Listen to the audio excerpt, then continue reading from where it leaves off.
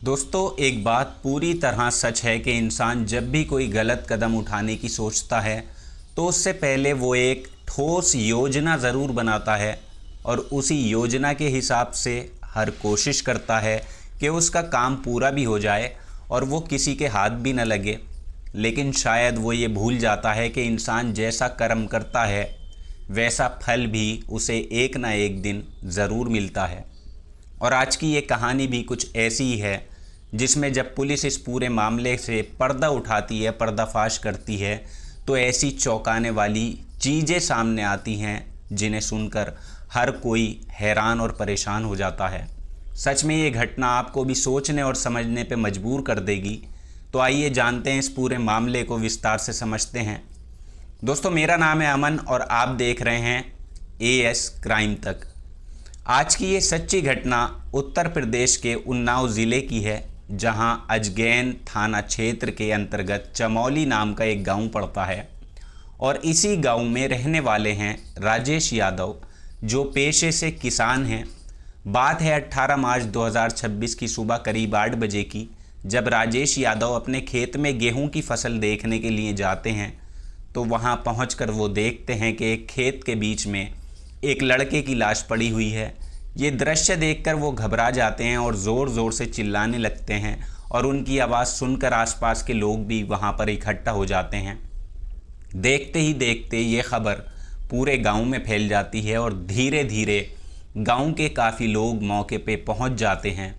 जब लोग उस मृत शरीर को ध्यान से देखते हैं तो उसकी पहचान कर लेते हैं।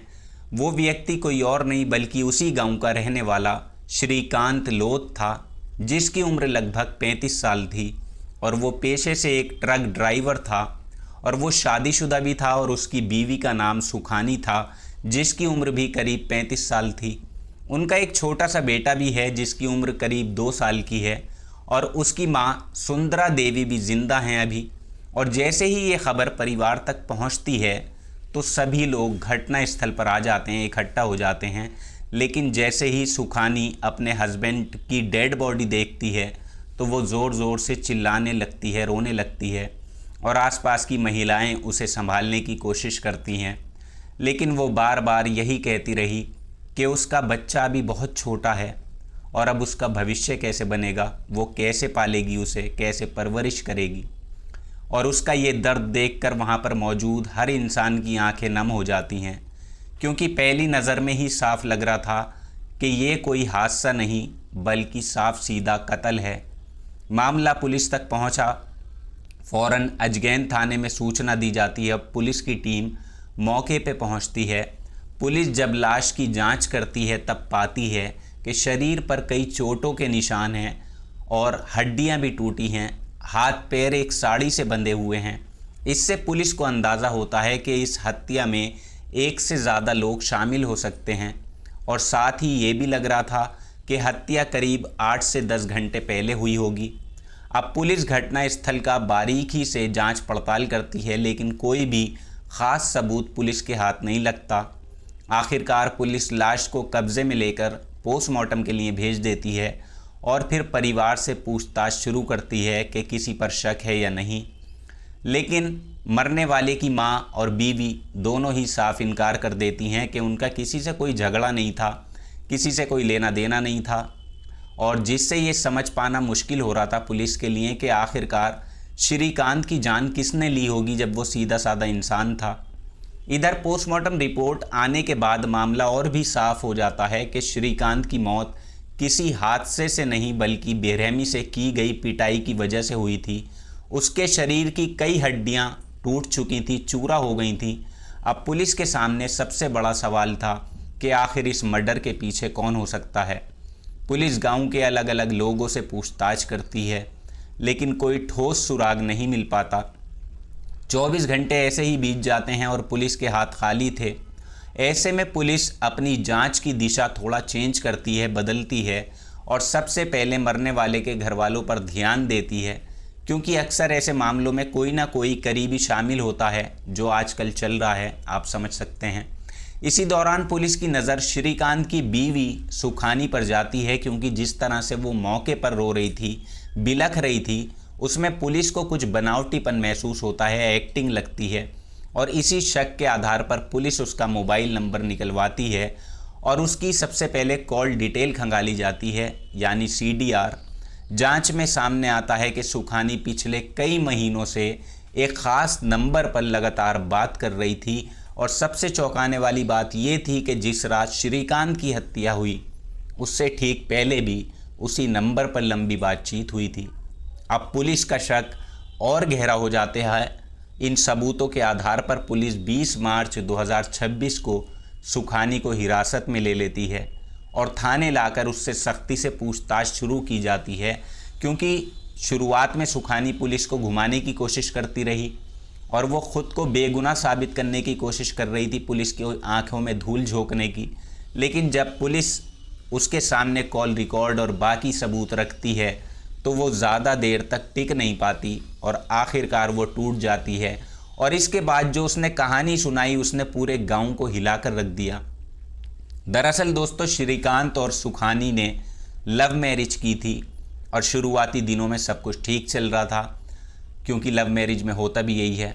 और श्रीकांत ट्रक चलाकर अच्छा खासा पैसा कमाता था, लेकिन उसमें एक बुरी आदत थी, वो शराब पीने का आदी था।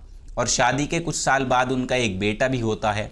लेकिन इसी बीच श्रीकांत का किसी दूसरी महिला के साथ अवैध संबंध शुरू हो जाता है। वो उससे बात करता था और उससे मिलने भी जाता था। और कुछ वक्त के बाद ये बात सुखानी को पता चल जाती है और वो इसका विरोध करना शुरू कर देती है। लेकिन जब भी वो अपने हस्बैंड को समझाने की कोशिश करती तो वो नशे में उसकी पिटाई भी कभी कभी कर दिया करता था। और धीरे धीरे सुखानी के मन में अपने हस्बैंड के लिए नफ़रत भरने लगती है। और इसी दौरान उसकी नज़दीकियाँ एक गांव के ही रहने वाले लड़के अंकित यादव से बढ़ने लगती हैं, जो रिश्ते में दूर का जानकार भी था और अक्सर अपने मामा के घर आता जाता रहता था। अंकित का मामा उसी खेत पर काम किया करता था जो श्रीकांत का था, और इसी वजह से अंकित का आना जाना उसके घर लगा रहता था। और वहीं से दोनों के बीच शुरुआती दोस्ती होती है और धीरे धीरे ये अफेयर में बदल जाती है। सुखानी अब अपने हस्बैंड से बदला लेने के इरादे से जानबूझकर अंकित से ज़्यादा मिलने जुलने लगती है। लेकिन जब श्रीकांत को इस रिश्ते के बारे में पता चलता है उसकी बीवी किसी के साथ है, तो उसने बहुत ज़्यादा विरोध किया, सुखानी पर दबाव बनाने लगा और वो ये सब बंद कर दे उसने धमकी दी। लेकिन अब हालात हाथ से निकल चुके थे।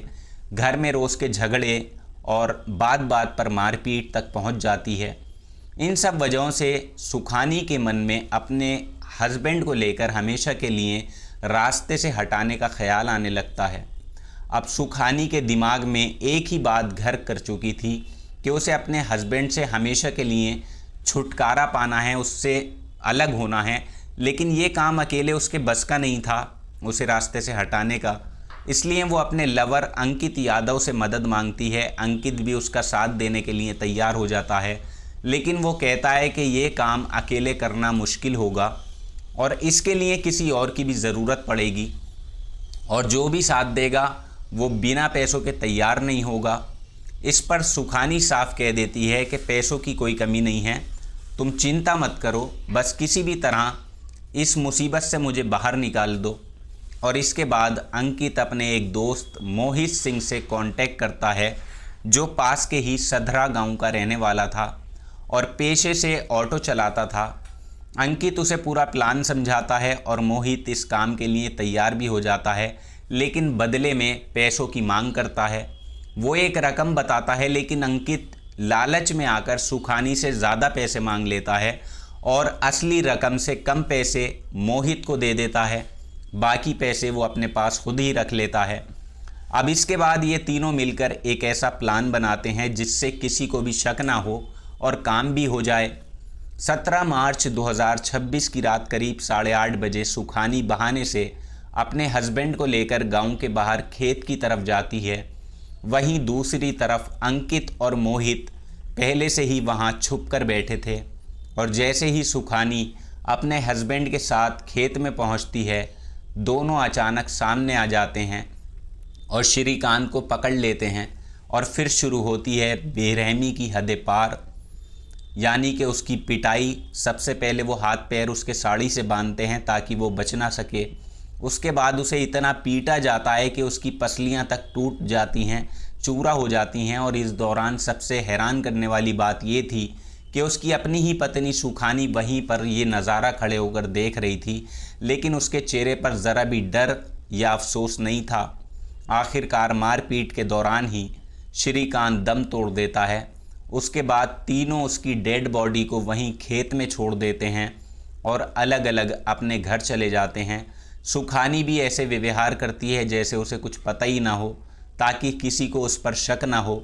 और अगली सुबह जब राजेश यादव अपने खेत में जाता है तो उसे वहाँ वही लाश दिखती है और फिर पूरे गांव में हड़कंप मच जाता है, जिसके बाद पुलिस तक मामला पहुंचता है। उधर जब पुलिस इस पूरे केस की तह तक जाती है और सुखानी से सच्चाई सामने आती है तो वो अपने लवर अंकित और उसके दोस्त मोहित का भी नाम बता देती है। पुलिस फ़ौरन दोनों को तलाश शुरू करती है, दोनों की, लेकिन तब तक वो फ़रार हो चुके होते हैं। और इसके बाद पुलिस लगातार दबिश देती रही, जगह जगह ढूंढती रही, मुखबिरों को एक्टिव किया और आखिरकार 20 मार्च 2026 की शाम को चमरौली बाज़ार के पास दौलत खेड़ा नहर की पटरी से दोनों को गिरफ्तार कर लिया जाता है। उनके पास से कुछ कैश और मोबाइल भी बरामद होता है। अब थाने लाकर जब उनसे पूछताछ की जाती है तो वो भी बिना ज़्यादा विरोध के अपना गुनाह कबूल कर लेते हैं और इस तरह पुलिस इस पूरे मर्डर मिस्ट्री का खुलासा कर देती है और तीनों आरोपियों को कोर्ट में पेश करके जेल भेज दिया जाता है। लेकिन दोस्तों, इस कहानी का सबसे दर्दनाक जो पहलू था अभी बाकी था। लेकिन इस पूरी घटना का जब सबसे ज़्यादा जो दर्द भरा हिस्सा था वो था मासूम बच्चा, जिसकी उम्र अभी सिर्फ 2 साल थी, जिसका नाम वंश था। उसके सर से एक ही झटके में उसके फादर का साया उड़ गया, उसकी मदर का साया उड़ गया, उसकी मदर खुद जेल पहुंच गई। हालात ऐसे बने कि ना तो दादी उसे अपने पास रखने के लिए तैयार हुई और ना ही ननिहाल वालों ने जिम्मेदारी ली और मजबूरी में उस छोटे से बच्चे वंश को अपनी मां के साथ ही जेल जाना पड़ा। इधर तीनों आरोपी अपने किए की सज़ा काटने लगे और उधर एक मासूम की ज़िंदगी अंधेरे में धकेल दी गई। जब गांव वालों को इस सच्चाई का पता चला तो हर कोई हैरान रह गया कि एक बीवी ने अपने ही हस्बैंड के ख़िलाफ़ इतना बड़ा कदम उठा लिया। कुछ भी वो कर सकती थी, FIR करवा सकती थी, उससे अलग हो सकती थी, डाइवोर्स ले सकती थी, लेकिन उसने ऐसा नहीं किया। उसने अपने पति को ही रास्ते से हटा दिया और यहाँ पर 3 जिंदगियाँ एक ही घर की तबाह और बर्बाद हो गई। तो दोस्तों, इस कहानी को लेकर आपकी जो भी राय हो नीचे कमेंट बॉक्स में ज़रूर लिखिएगा। साथ ही हमारा नया चैनल है, आपके सपोर्ट की पूरी ज़रूरत है। सपोर्ट ज़रूर करिएगा, अपना प्यार ज़रूर दीजिएगा, क्योंकि एक कहानी की रिसर्च में, उसकी एडिटिंग में काफ़ी टाइम लगता है, आप समझ सकते हैं। तो प्लीज़ आप वीडियो को शेयर भी करें, चैनल को सब्सक्राइब भी करें। कहाँ से कहानी सुनते हैं, अपना नाम नीचे, अपने शहर का नाम कमेंट बॉक्स में लिखें, ताकि आने वाली वीडियोज़ में मैं आप लोगों के नाम लेना शुरू करूं। कहानी आपको कैसी लगी, घटना कैसी लगी, आपकी इसमें क्या राय है, नीचे कमेंट सेक्शन में बताइएगा। जल्दी मुलाकात होगी आपसे किसी नई चौंका देने वाली घटना के साथ। तब तक अपना ख्याल रखिएगा, अपनों का ख्याल रखिएगा। जय हिंद।